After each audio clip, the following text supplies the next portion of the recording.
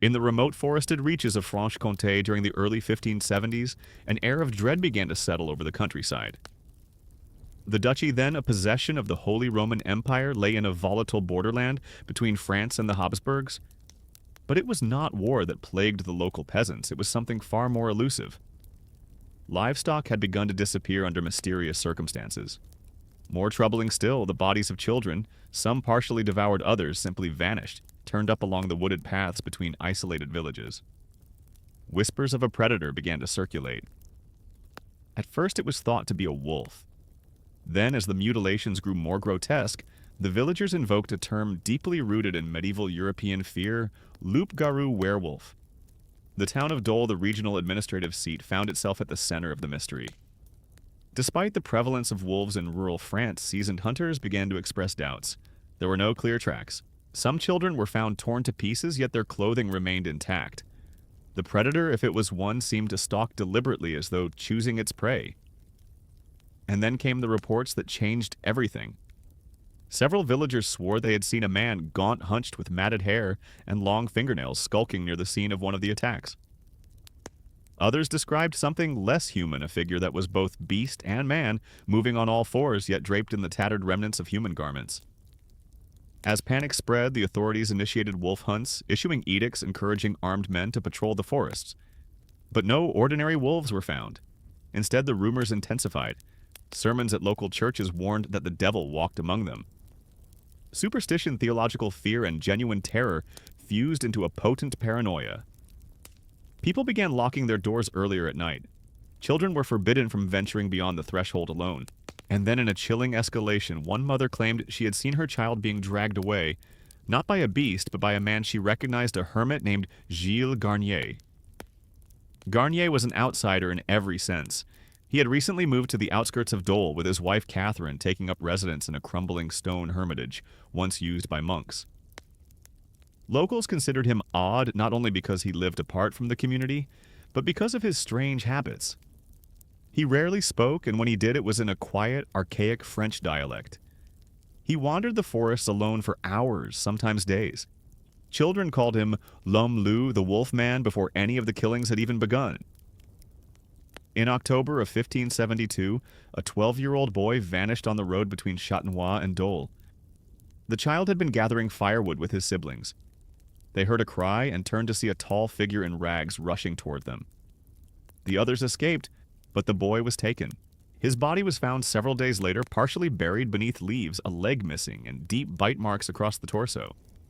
By now, the peasantry demanded action. Local magistrates invoked ancient laws allowing communal trials in times of demonic threat. One detail from this period stands out in the fragmented records. A rural superstition dictated that if a child was eaten by a werewolf, the creature would return to the spot of consumption within 9 days to reclaim any uneaten remains. A vigil was organized. Armed villagers hid near the site where the boy's body had been discovered. On the 7th night, they spotted movement in the trees.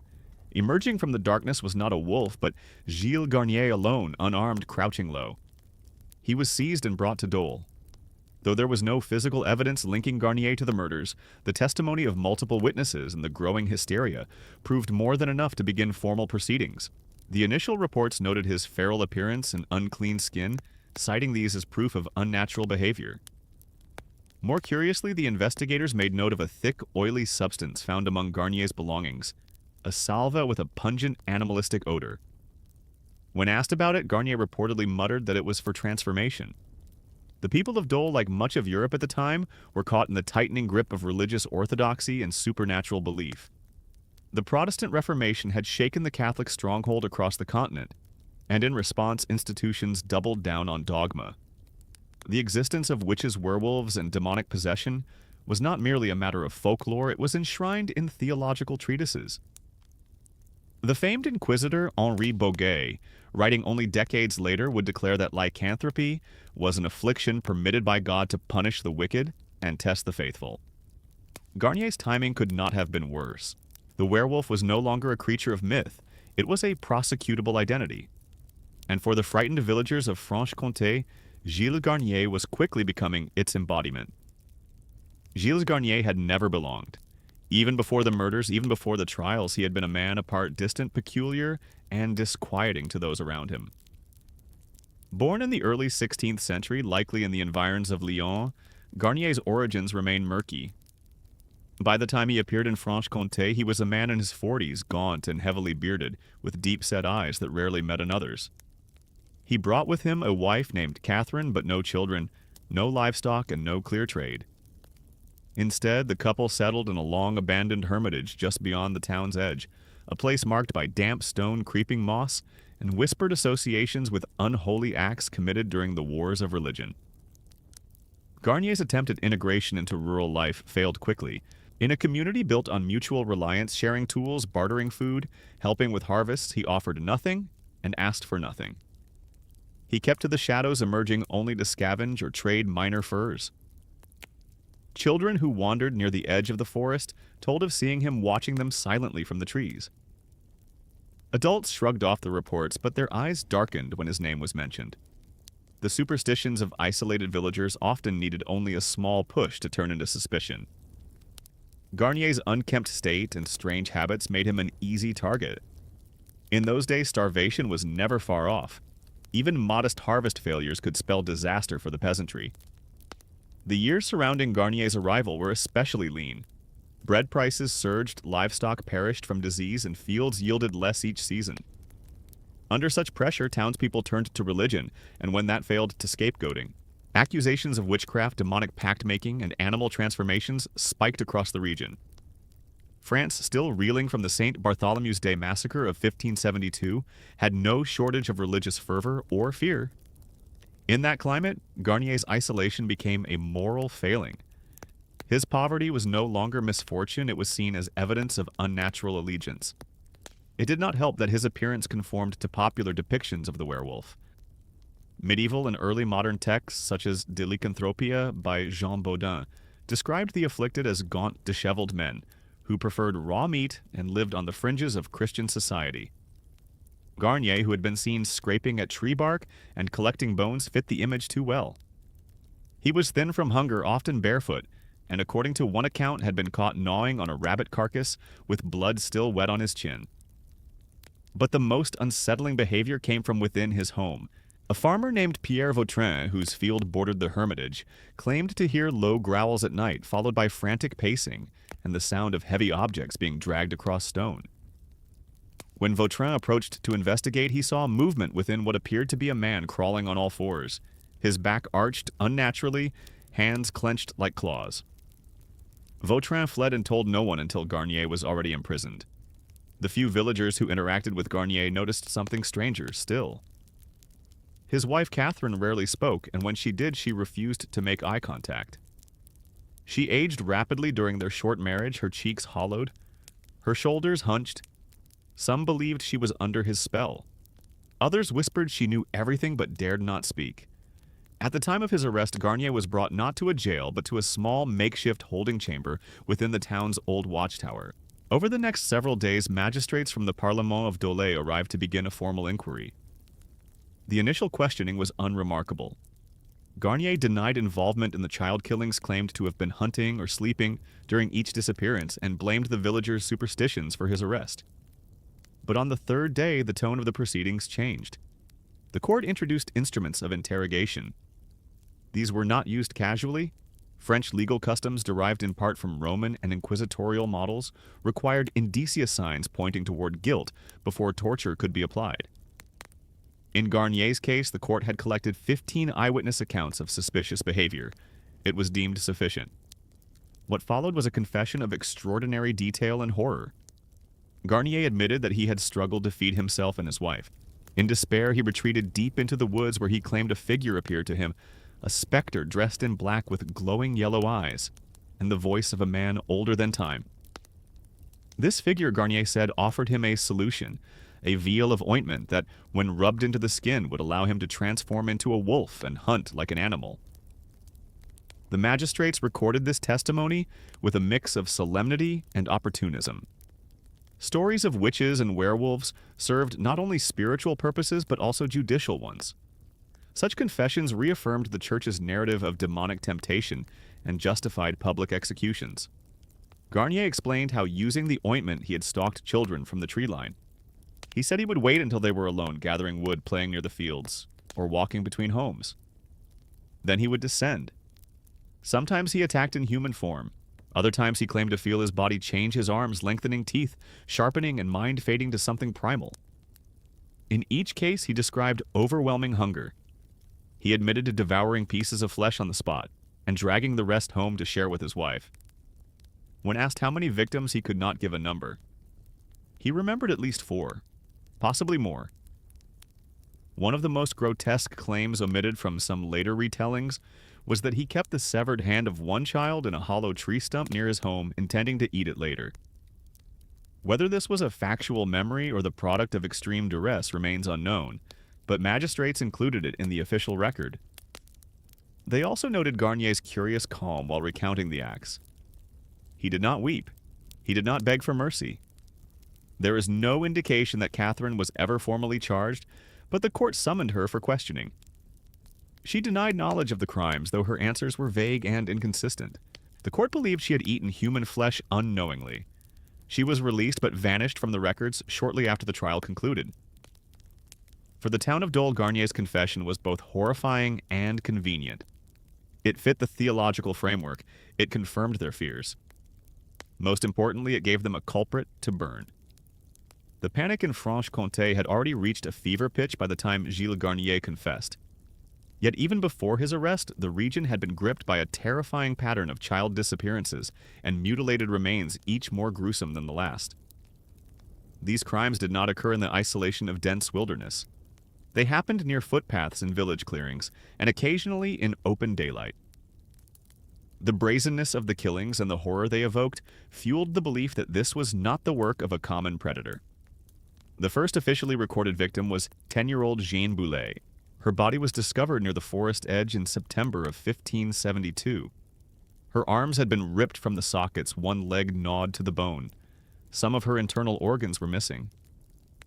At first, villagers assumed a pack of wolves had attacked her. But a tanner who examined the wounds argued otherwise. The bite radius was small, too small for a wolf. And more disturbingly, the injuries appeared deliberate.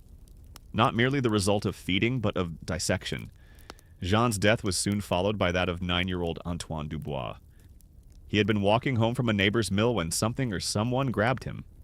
His mutilated remains were found days later, his face partially eaten, his eyes missing, and strips of skin removed in curved surgical patterns. It was then that a witness, a local boy gathering kindling, reported seeing a hairy man walking on all fours with blood on his mouth. These details, while seemingly fantastical, aligned with the popular conception of werewolves in the 16th century. French demonologists of the time believed that lycanthropy was not just a myth, but a demonic affliction often granted by the devil as a gift in exchange for loyalty or souls. Unlike earlier medieval legends where werewolves were cursed or transformed by magic, this newer theology treated lycanthropy as a heresy akin to witchcraft and punishable by fire. By the end of October, 5 children had gone missing. 3 were found each more violently mutilated than the last. Parents began organizing patrols. Church bells were rung nightly, and the Bishop of Besançon issued a pastoral letter urging families to pray for divine protection. In that same letter, he also warned that the devil walks in fur, and it is man who wears the hide. The psychological toll on the region was immense. Women clutched religious talismans. Children were forbidden to leave their homes unaccompanied. Some families left their farms altogether, seeking refuge in the crowded streets of Dole. But the most disturbing shift occurred in the human imagination. What had begun as fear of a wild animal evolved into dread of something worse, an abomination that was once human. One of the lesser-known details preserved in the trial records involved the condition of the victim's clothing. Despite the brutality of the attacks, the garments were often folded or partially removed without tearing. Buttons were unfastened, shoelaces undone. Forensic logic did not yet exist in the early modern period, but even to the untrained eye, these acts suggested deliberation, not instinct. The implication that the killer maintained enough self-awareness to undress a child before consuming them introduced a level of calculated cruelty that horrified even hardened hunters. The horror deepened when an elderly woman named Marguerite Chevalier claimed to have seen a man walking into the forest with something slung over his shoulder. She described the figure as barefoot, hunched with arms longer than they should be. She followed at a distance, hoping to intervene, but when the man disappeared behind a rocky outcrop, she heard a child scream and fled. When asked why she hadn't reported the incident sooner, Marguerite replied, "No one would believe an old woman, and I feared what I had seen was not meant to be spoken of." It was only after Garnier's confession that Marguerite identified him as the man she had seen. The authorities, in Dole desperate to maintain control, ordered a full sweep of the forests and ravines near the murder sites. They uncovered scattered bones, scraps of torn fabric, and a cache of animal entrails, though it was never confirmed whether they belonged to human or beast. In one cave, searchers found claw marks along the stone walls, spaced as though made by human hands. A broken comb and a child's shoe were recovered nearby. By this point, the village had already made up its mind. The beast was real, and it was no longer hiding. Garnier's trial had not yet begun, but crowds gathered outside the magistrate's hall, demanding execution. Some even claimed to see wolves circling the outskirts of town as an omen. In a bizarre act of folk justice, one group of villagers captured and hanged a wild dog, believing it to be an accomplice of the werewolf. Perhaps most telling was the silence that fell over the region after Garnier's imprisonment. No further children disappeared. No new attacks were recorded. Whether the cause was Garnier's arrest or the sheer force of communal fear, the killings ceased. For the townspeople, that alone was proof enough of guilt. But the most psychologically intense element of this period lies not in the acts themselves, but in how they were processed. In a society with limited medical knowledge and overwhelming religious authority, crimes against children were often interpreted through a supernatural lens. Garnier was not seen merely as a man who had killed, he was a vessel of evil. His actions were not mistakes or symptoms of illness, but manifestations of the devil's will.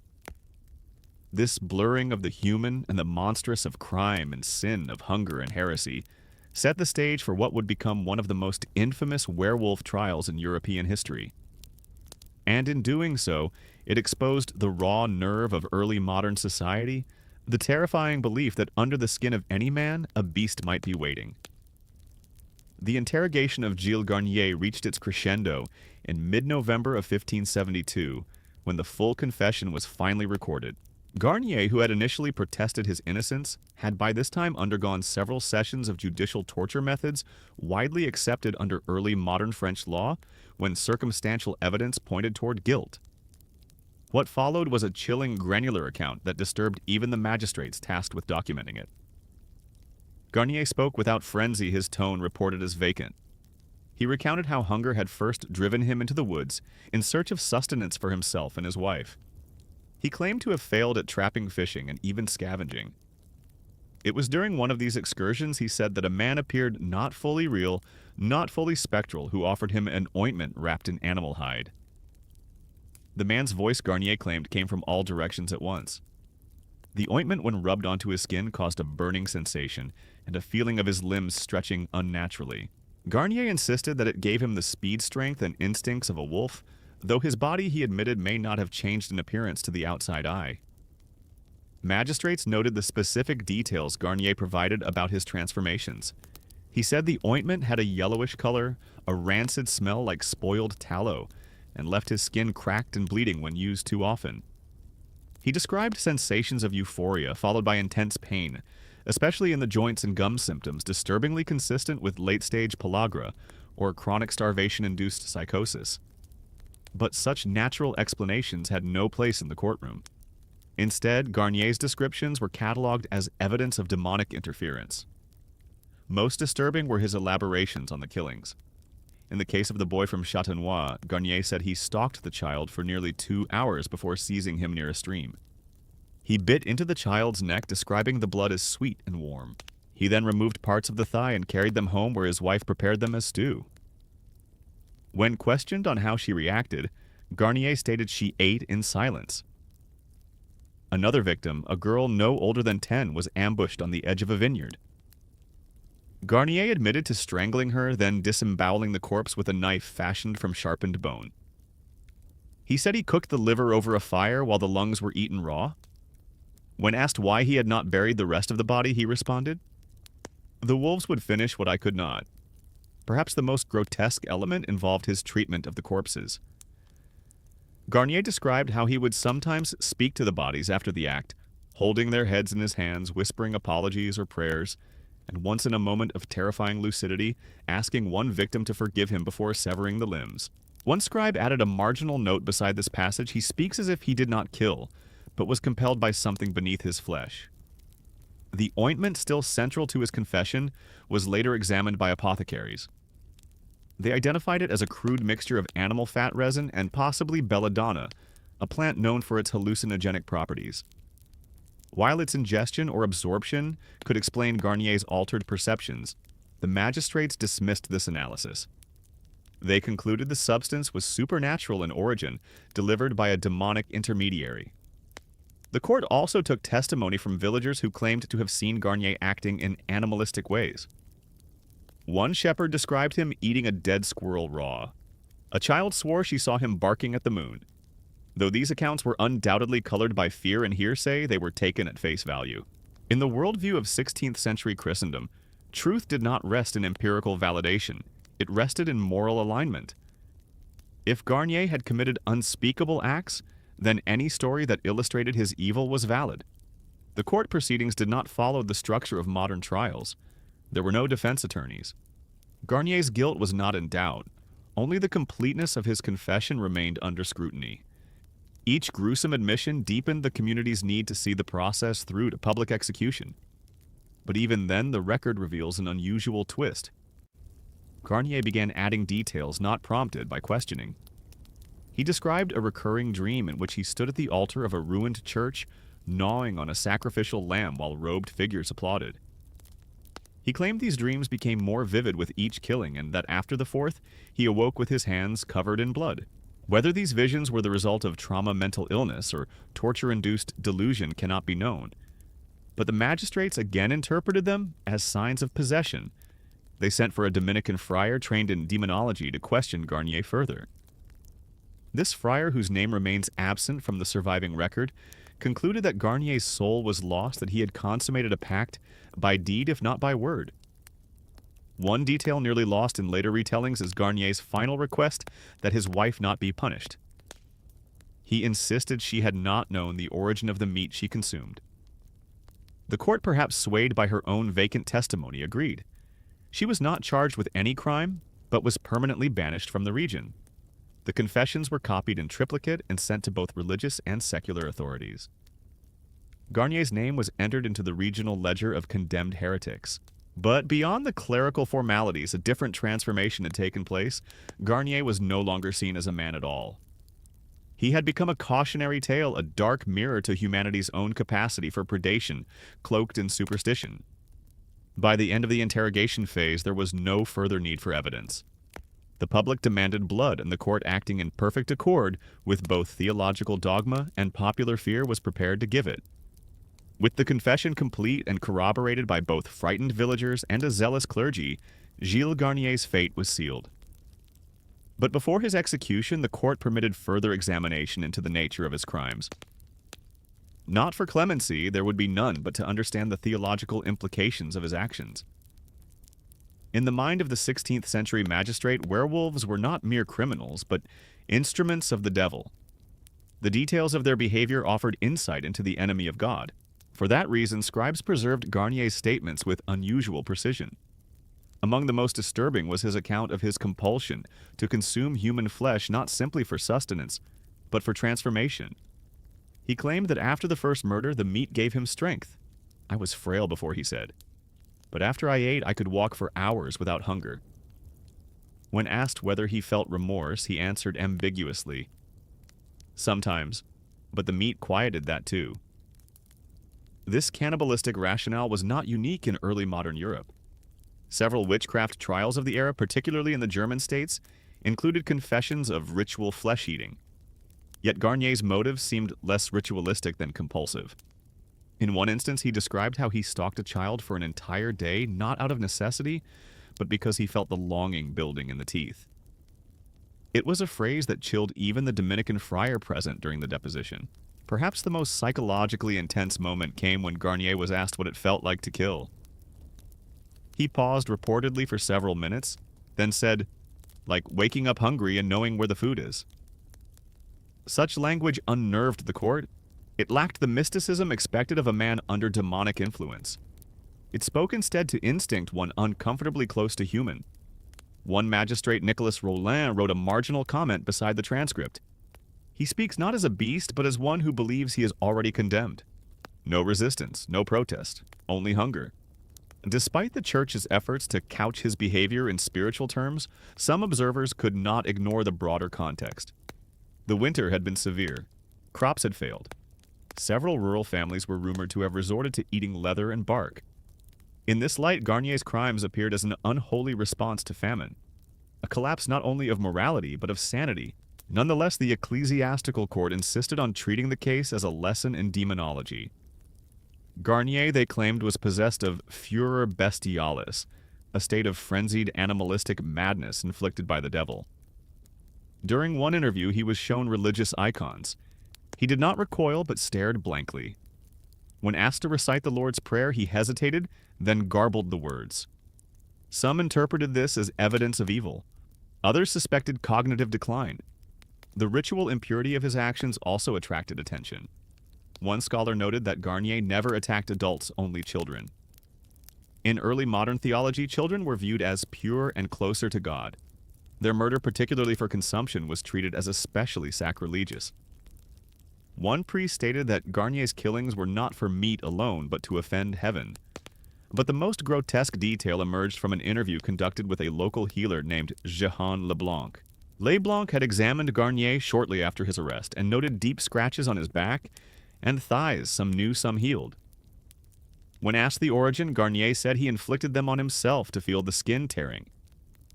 This act, interpreted as either a form of self-punishment or a ritualistic attempt to simulate transformation, disturbed even hardened clerics. It hinted at the collapse of the boundary between victim and perpetrator, between man and monster. Another detail rarely discussed in popular retellings involved Garnier's interactions with his victims after death. He claimed that with one child he kept the severed arm for 3 days, before eating it, speaking to it as if it were still alive. He described wrapping it in linen so it would not catch cold and hiding it beneath a tree root. When he finally consumed it, he said the hunger passed for a week. No one could make sense of this behavior, not the church, not the jurists, not the townspeople. It belonged to a category of horror that defied theological language. Some scholars have since posited that Garnier suffered from untreated psychosis or schizophrenia. Others suggest that extreme starvation, isolation, and social rejection pushed him toward madness. But in the worldview of his time, such explanations did not exist. There was only sin and punishment. The authorities responded with the only tools they understood: public shaming, spiritual condemnation, and execution by fire. Garnier's name was circulated in sermons. Parents used his story to frighten children into obedience. One report from a nearby village recounts a traveling preacher who displayed a drawing of a man with claws and fur, warning that if you stray from the path, the wolf of Dole will eat your soul. Ironically, this theatrical demonization may have preserved Garnier's legacy more than any record could. He became less a man and more a symbol, a living embodiment of cannibalistic evil, of transformation without redemption. And yet buried in the legal record are moments that complicate this narrative: his quiet tone, his confused prayers, his final requests for forgiveness. In those contradictions between guilt and affliction, between doctrine and desperation, we glimpse the fragile humanity behind the monster mask. Whether Garnier believed he was a wolf or whether he was simply a man crushed by hunger and delusion remains unknowable. But for 16th century France, the answer was irrelevant. He was a werewolf, and he would burn. The trial of Gilles Garnier formally concluded in early January of 1573 in the Parlement of Dole. Unlike trials today, which center on the principle of individual rights and defense, Garnier's proceedings were almost entirely accusatorial. The goal was not to weigh guilt, but to codify and ceremonially purge it. With his detailed confessions procured under torture and aligned with prevailing beliefs, there remained only one step: public condemnation and execution. The court convened in a vaulted chamber adjacent to the town's Jesuit college. Attendance was limited to clergy magistrates and a select group of witnesses, including some relatives of the victims. Garnier, by then emaciated and weakened, was brought in wearing simple wool garments. His ankles were shackled and his eyes were reportedly sunken and unfocused. According to the court record, when the sentence was read aloud, death by fire, he made no reply. The language of the judgment is striking. It did not describe Garnier as a criminal, but as a devotee of unnatural transformation, a servant of Satan and a menace to the innocent. His actions were framed as an affront to divine order, a perversion of the human form into a beast. As such, he was to be punished not merely for murder, but for blasphemy and apostasy. His punishment was to be conducted publicly both as deterrence and expiation. Execution by burning had long been reserved in France for heretics and those deemed spiritually corrupted. But Garnier's case required something more elaborate. The court ordered that his body not be burned to ash at once. Instead, it was to be tied to a wooden stake and subjected to what they called gradual flame. Fire would be applied to the lower limbs, first giving spectators time to observe the agony, and as the church hoped, reflect on the dangers of abandoning Christian virtue. The execution took place in a public square, just outside the fortified gates of Dole, near a market crossroads where large crowds could gather. According to surviving chronicles, the event drew hundreds, some say thousands, of spectators from nearby villages. Merchants hawked food clerics, handed out pamphlets on sin and lycanthropy, and children were told to watch and remember. At dawn, Garnier was led to the stake by a procession of guards accompanied by a Dominican friar, who muttered last rites. He made no effort to resist. A local scribe named Henri de Montfort recorded that Garnier's final words were, "Lord, have mercy on the hungry." Whether this was a plea, a confession, or an accusation, no one could say. As the fire was lit, witnesses described the rising stench of burning flesh mingled with wood smoke. Garnier reportedly remained silent for the first several minutes, then began to scream. His legs blackened and blistered before the flames reached his torso. According to one witness, he began to convulse violently, the movement interpreted by some as his spirit being wrenched from the beast within. The friar made the sign of the cross. Children wept or fled, others cheered. Yet the most disturbing element came after Garnier's death. Unlike many executions where the body was removed and buried in unhallowed ground, the court ordered that his charred remains be left in place for 2 days, exposed unguarded. The stated purpose was theological, to prevent the devil from reclaiming the body and reanimating it, a belief rooted in certain interpretations of demonic possession. But this decision had a far more grisly consequence. By the second day, rats had descended upon the corpse. Townspeople reported seeing swarms around the base of the pyre, nibbling at the blackened tissue and burrowing into the remains. Children dared each other to approach and retrieve bones. One boy was bitten by a rat, and according to local lore, developed a fever and died weeks later. The image of Garnier, once the predator being consumed by vermin, struck a nerve. It was recorded in more than one parish sermon, the devourer devoured. This act, whether intentionally symbolic or tragically ironic, cemented Garnier's transformation in the public imagination. No longer just a man, he became a monstrous archetype. In the years following his death, ballads were composed, paintings circulated, and his likeness appeared in pamphlets warning of heresy. A crude woodcut from 1601 depicts him mid-transformation half-man, half-wolf, with children screaming in the background and rats nibbling at his heels. It bore the caption, "Beware the hunger that speaks with a man's voice." The theological dimensions of Garnier's execution extended even further. The friars of Dole claimed his soul was denied entry into heaven. Some even suggested that his body should have been dismembered post-mortem to prevent spiritual reconstitution, a practice occasionally used in exorcism cases. Though this was not carried out, the notion persisted that Garnier's evil lingered in the soil where he burned. Curiously, the Parlement of Dole later issued an edict forbidding the construction of any buildings on that execution ground. For decades, the square remained empty, a void in the town's growing footprint. It was said that the grass never grew back properly and that in spring dogs refused to walk across it. These details, though anecdotal, illustrate how Garnier's death echoed far beyond the legal record. He became a haunting presence in the region, a cautionary tale taught to children, a figure invoked during times of famine, and a symbol of the dangers of spiritual abandonment. His transformation into legend began not with his confession, but with the image of his smoldering corpse, torn apart by the smallest mouths in the world. And in that image, body broken, faith denied, consumed by rats, the people of Dole saw not just justice served, but order restored. After the pyre cooled and the scorched ground was eventually cleared, Gilles Garnier passed into the shadowy realm of local legend. But the trial records did not vanish. Instead, they were preserved in the archives of the Parlement of Dole, cited in clerical writings and later compiled in theological texts on demonic transformation. What had been a grim episode in a rural province quickly became a model for understanding and prosecuting what the Church increasingly defined as voluntary bestial heresy. The ripple effects of Garnier's case extended far beyond the borders of Franche-Comté. Within a decade, references to his execution began appearing in werewolf trials across Europe, particularly in France, Germany, and the Swiss cantons. The learned demonologist Henri Boguet-Judge and author of Discours des Sorciers explicitly referenced Garnier as an example of how lycanthropy could emerge from desperation, then spiral into carnage. Garnier's ointment became a standard motif in subsequent trials, often invoked even when no such substance was found. In this sense, Garnier's case helped formalize a template. A socially marginalized man driven by hunger or madness consorts with a supernatural figure, commits crimes against children, and confesses to transformation under duress. This template allowed courts to ignore inconsistencies in witness reports and instead interpret them through a familiar lens. The result was a legal and theological justification for eliminating threats that defied easy categorization. Lycanthropy, like witchcraft, had become not just a folkloric concern, but a bureaucratized one.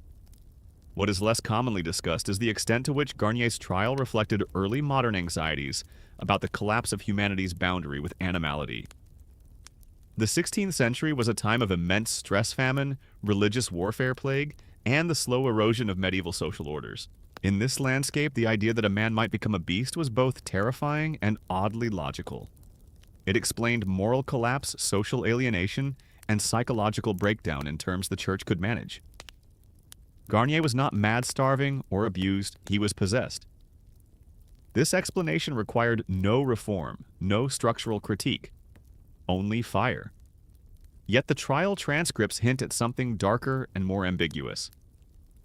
Garnier's own words, quoted directly in multiple depositions, suggest a man who understood at least dimly that he was losing his grip on reality. In one chilling exchange, a friar asked him if he knew what he had done. Garnier reportedly answered, "Yes, but I do not remember who I was before." He did not claim innocence. He did not insist he was a wolf. Instead, he admitted to something more terrifying, that he no longer knew the difference. This collapse of identity, where man, beast, and monster merged, distinguished Garnier's case from those of earlier medieval wild men or animalistic saints. Unlike the desert hermits of antiquity, whose transformations were viewed as divine, Garnier's descent was framed as purely evil. But if we strip away the theological language, what remains is a psychological tragedy, a man consumed by isolation, poverty, and delusion, whose crimes were interpreted through a lens of cosmic warfare. Even contemporary critics recognize this tension. A surviving letter from a Franciscan abbot in Dijon, written shortly after the execution, expressed discomfort with the proceedings. He noted that Garnier's behaviors resembled those of a melancholic, a term then used to describe what we might now classify as severe mental illness. The abbot warned that confession under torment may yield demons that reside not in hell, but in the mind. That letter was ignored. The legacy of Garnier's case can also be traced through local folklore, which began to transform him into a figure of superstition. In some villages, he became a wandering ghost, visible only to children. In others, he morphed into a forest spirit who devoured those who did not respect the Sabbath. These tales often bore little resemblance to the historical facts, but they served the same function, reinforcing social norms through terror. Garnier became a symbol of what happens when a man steps outside his role, when he withdraws from community religion and reason.